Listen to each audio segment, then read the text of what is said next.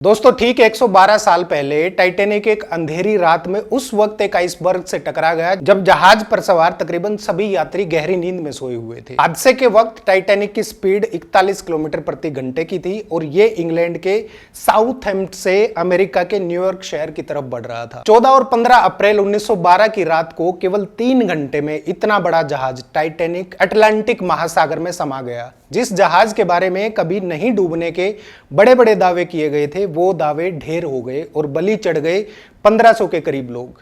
आज 112 साल बीतने के बाद भी इसे सबसे बड़ा समुद्री हादसा माना जाता है। समुद्र में जहां यह हादसा हुआ था वहां से टाइटैनिक के मलबे को सितंबर 1985 में हटाया गया था। हादसे के बाद यह जहाज कनाडा से 650 किलोमीटर की दूरी पर और 3843 मीटर की गहराई में 2 भागों में टूटा हुआ पाया गया था और दोनों हिस्से एक दूसरे से 800 मीटर की दूरी पर थे। जहाज का मलबा तो ढूंढ लिया गया, लेकिन साइंस की इतनी तरक्की कर लेने के बाद भी आज तक ये हादसा एक रहस्य ही बना हुआ है। दोस्तों इस विशालकाय जहाज के बारे में कहा गया था कि ये कभी भी डूब नहीं सकता, यहां तक कि भगवान भी इसे नहीं डुबो सकता। इसको बनाने वालों ने जब इतना बड़ा दावा किया था तो जाहिर सी बात है कि जरूर इसके पीछे कुछ ठोस वजह रही होंगी। रियो डी जेनेरियो की फेडरल यूनिवर्सिटी में department of naval and ocean engineering department के प्रोफेसर और इंजीनियर अलेक्जेंडर द पिन्हो अलो ने अपनी ऑब्जर्वेशन में कहा कि इंजीनियरिंग के लिहाज से देखें तो यह डिजाइन के आधार पर एक विकसित पहला जहाज था। जहाज में कई वाटर टाइट कंपार्टमेंट बनाए गए थे, यानी अगर जहाज का कोई कमरा पानी से भर जाए तो वो दूसरे कमरे को नहीं डुबो सकता था।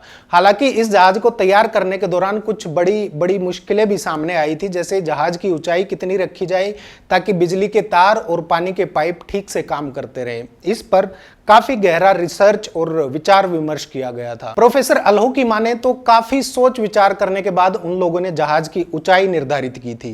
पानी भरने की स्थिति में भी उन लोगों का आंकलन था कि पानी छत की ऊंचाई तक नहीं पहुंच पाएगा। इसके अलावा उन्होंने छत पर भी सुरक्षित कंपार्टमेंट्स बनाए थे, लेकिन शायद किसी ने भी आइसबर्ग से जोरदार टक्कर होने के बारे में नहीं सोचा होगा। हादसे के वक्त टक्कर इतनी जोरदार थी कि जहाज की मेन बॉडी में आधी लंबाई तक सुराख हो गया था, जिसके चलते पानी छत तक पहुंच गया। सबसे बड़ी समस्या थी कि जहाज में पानी पूरी तरह से भरने लगा था और ऐसी स्थिति में बचाव संभव नहीं होता है। हालांकि आप पानी निकालने के लिए सभी पंप्स को चालू कर दें तो भी तमाम कोशिशों के बावजूद पानी जिस रफ्तार से अंदर आ रहा होता है उस रफ्तार से उसको बाहर नहीं निकाला जा सकता। जहाज बनाने वाले और नेविगेटर सिविल इंजीनियर अपनी थ्योरी में बताते हैं कि टाइटैनिक का प्रचार इस तरह से किया गया था कि ये डूब नहीं सकता है। इस दावे के पीछे वजह थी क्योंकि जहाज में बहुत सारे तहखाने बनाए गए थे जो वाटर टाइट दीवारों से बने थे। तहखाने की 2 कतारों में पानी भरने के बावजूद भी जहाज डूबने वाला नहीं था, लेकिन आइसबर्ग से टक्कर ने जहाज को काफी नुकसान पहुंचाया और वाटर टाइट कंपार्टमेंट की कई दीवारें कंप्लीटली डैमेज हो गई थी। इसके अलावा यह भी दावा किया जा रहा है कि टाइटैनिक के वाटर टाइट कंपार्टमेंट को बंद करने का सिस्टम भी फेल हो गया था, वो प्रॉपरली काम नहीं कर रहा था। और वैसे भी उस जमाने में आज के जितनी मजबूत स्टील मेटल नहीं थी।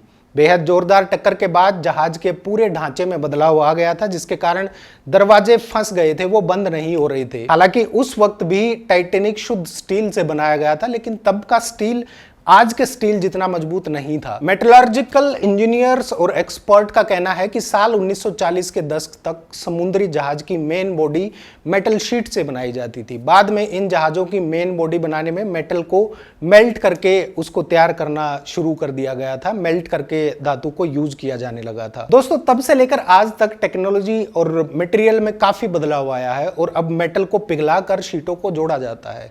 स्टील बनाने में भी कार्बन का इस्तेमाल कम होने लगा है और मैग्नीज का इस्तेमाल बढ़ने लगा है। इसलिए आज का स्टील पहले वाले स्टील के कंपैरेटिवली मजबूत माना जाता है। इसके अलावा आज के समुद्री जहाज पानी, समुद्री लहरों के उतार चढ़ाव और समुद्री तूफानों से तालमेल बिठाने में कहीं ज्यादा सक्षम हो चुके हैं, लेकिन इसका मतलब ये नहीं कि इन्होंने प्रकृति की शक्ति पर जीत हासिल कर ली है। दोस्तों बड़ी दुर्घटनाओं के पीछे अक्सर मानवीय गलतियां मिलती हैं और ऐसी ही गलतियों का शिकार टाइटैनिक भी हुआ है। एक्सपर्ट्स की माने तो आइसबर्ग से भरे इलाके में गुजरते समय बेहद मुश्किल परिस्थितियों में भी इस जहाज के कैप्टन पर जल्दी से सफर पूरे करने का अत्यधिक दबाव था और इस दबाव का कारण था ब्लू बैंड को हासिल करना। साल 1839 में शुरू हुआ ये सम्मान अटलांटिक महासागर को सबसे तेजी से पार करने वाले जहाज को मिलता था और टाइटैनिक को इस सम्मान का सबसे मजबूत दावेदार माना गया था, क्योंकि उस दौर के हिसाब से टाइटैनिक को बनाने में सबसे बेहतरीन इंजीनियरिंग और तकनीक का इस्तेमाल किया गया था। उस वक्त समुद्री जहाज को बनाने के लिए दुनिया की बड़ी कंपनियों के बीच होड़ लगी थी। खासकर इंग्लैंड और जर्मनी के बीच सबसे लंबे और तेज गति से चलने वाले जहाज बनाने की रेस लगी हुई थी, क्योंकि सबसे विशाल और तेज जहाज को आधिकारिक तौर पर ब्लू बैंड मिलता था और किसी भी जहाज के लिए यह उपलब्धि हासिल करने के लिए उसकी पहली यात्रा को सबसे अहम माना जाता था, क्योंकि पहली यात्रा के वक्त जहाज की स्थिति सबसे बेहतर होती है और जहाज सबसे तेज गति को हासिल कर सकता है। इसलिए टाइटैनिक ने भी तेज गति हासिल करने की कोशिश की थी, जिसकी वजह से यह जहाज इतने बड़े हादसे का शिकार हो गया। इस हादसे से जिंदा बचे लोगों का कहना था कि जहाज के कैप्टन को रास्ते में आसपास के इलाके में हिमखंड होने की सूचना मिल गई थी, लेकिन बावजूद इसके उन्होंने जहाज की रफ्तार कम नहीं की, क्योंकि वो अटलांटिक महासागर को सबसे तेज गति से पार करने की रेस जीतना चाहते थे। दोस्तों, टाइटैनिक इकलौता जहाज नहीं था, बल्कि इस जहाज को चलाने वाली कंपनी व्हाइट स्टार लाइन ने 20वीं शताब्दी की शुरुआत में बेलफास्ट शहर के हारलैंड और वोल्फ शिपयार्ड को 3 जहाज और तैयार करने का ऑर्डर दिया था और दावा किया गया था कि वर्ल्ड क्लास डिजाइनर्स की टीम द्वारा तैयार किए गए ये तीनों जहाज दुनिया के सबसे लंबे, सुरक्षित और अत्यधिक सुविधाओं से युक्त होंगे। इन प्रोजेक्ट्स को उस दौर में खूब प्रचारित भी किया गया था। साल 1908 से 1915 के बीच बनाए गए इन जहाजों को ओलंपिक क्लास के जहाज कहा गया था। सबसे पहले 2 जहाजों को तैयार करने का काम शुरू हुआ था, साल 1908 में ओलंपिक का और 1909 में टाइटैनिक का। तीसरा जहाज जाइगेंटिक की मैन्युफैक्चरिंग साल 1911 में शुरू की गई थी। अब इसे खाली एक कोइंसिडेंस कहें या बदकिस्मती कहें, ये तीनों ही जहाज किसी न किसी हादसे के शिकार हो गए थे। ओलंपिक जहाज 1911 में ऑपरेशनल हो गया था और उसी साल ये एक युद्धपोत से टकरा गया था। हालांकि रिपेयरिंग के बाद इसकी सेवा फिर से शुरू हो गई थी। आपकी जानकारी के लिए बता दूं कि फर्स्ट वर्ल्ड वॉर के दौरान ब्रिटिश नेवी ने इसका इस्तेमाल किया था सैनिकों को एक जगह से दूसरी जगह पहुंचाने के लिए। साल 1918 में ये एक जर्मनी पनडुब्बी से टकरा गया था। हालांकि मरम्मत के बाद 1920 में फिर से इसका संचालन शुरू हो गया था, इसको इस्तेमाल में ले लिया गया था। पुराने और भरोसेमंद माने जाने वाले इस जहाज का इस्तेमाल साल 1935 तक किया गया था। टाइटैनिक ने अपनी पहली यात्रा 10 अप्रैल 1912 को शुरू की थी और यात्रा की शुरुआत में ही यह जहाज साउथहैम्पटन बंदरगाह के बाहर एक दूसरे जहाज से टकराते टकराते बचा था और 14 अप्रैल को यह जहाज एक हिस्टोरिकल एक्सीडेंट का शिकार हो गया। तीसरा जहाज जाइगेंटिक का बहुत इस्तेमाल नहीं किया गया था। बाद में इसका नाम बदलकर ब्रिटानिक कर दिया गया था और ब्रिटिश नौसेना ने इसे फर्स्ट वर्ल्ड वॉर के दौरान एक अस्पताल में तब्दील कर दिया था। इसके बाद यह जहाज नवंबर 1916 में डूब गया था। दोस्तों, अपने समय में ये तीनों जहाज काफी विशालकाय थे, लेकिन आज की तुलना में ये बहुत छोटे थे। टाइटैनिक की लंबाई 269 मीटर थी और क्रू और पैसेंजर्स को मिलाकर इस पर करीब 3300 लोगों के ठहरने की सुविधा की गई थी।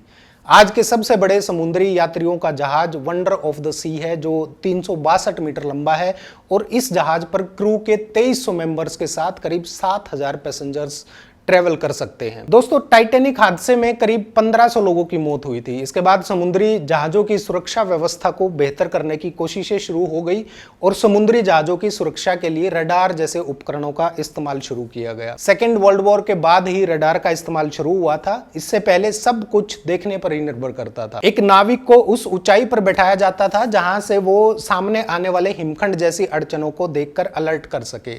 बस यही एक तरीका था और यह तरीका जहाज की तेज गति के चलने की स्थिति में सुरक्षित नहीं था, ये एक्सपर्ट का कहना है। आपकी जानकारी के लिए बता दूं कि टाइटैनिक हादसे में इतने सारे लोगों की मौत इसलिए हुई थी क्योंकि उनके लिए लाइफ बोट्स नहीं थी। बनाने वालों का दावा कहें या अहम, यह जहाज कभी नहीं डूब सकता था। इसी वहम के चलते जहाज में आधे ही लाइफ बोट्स रखे गए थे। समुद्री जहाजों की सुरक्षा के लिहाज से यह हादसा एक अहम पड़ाव साबित हुआ। इसके बाद समुद्री जहाजों की सुरक्षा को लेकर संस्थागत ढांचा बनाया गया और निर्माण के दौरान सुरक्षा मापदंडों का ख्याल रखा गया और सुरक्षा मानकों को लगातार और बेहतर करने की योजना पर काम किया गया। आज के समय की बात करें तो रडार और सोनार काफी उन्नत तकनीक है और ये काफी पहले ही किसी भी आइसबर्ग का पता लगा लेने में सक्षम है। इसके अलावा आज समुद्री यात्राओं के दौरान समुद्र मैपिंग या समुद्री यात्राओं के चार्ट कहीं ज्यादा मॉडर्न फॉर्म में है। कुल मिलाकर टाइटैनिक हादसे की वजह मानवीय भी रही है और तकनीकी भी रही है। उस समय रडार नहीं था, समुद्र मैपिंग नहीं हो पाती थी, जिसके चलते तेज रफ्तार से चल रहे जहाज सुरक्षित नहीं थे। इसके अलावा जहाज बनाने वालों का अहम भी काफी हावी हो गया था, जिसके चलते उन लोगों ने लाइफ बोट्स नहीं रखी, जबकि यह सबसे जरूरी था। और तीसरा सबसे बड़ा कारण था ब्लू बैंड हासिल करने की रेस, जिसको जीतने के लिए कठिन परिस्थितियों में भी जहाज की रफ्तार कम नहीं की गई और करीब 1500 लोगों ने अपनी जान देकर इस रेस की कीमत चुकाई। आप लोगों को क्या लगता है, कौन सबसे बड़ा जिम्मेदार माना जा सकता है इस हादसे का? कमेंट करके जरूर बताइए। नमस्कार।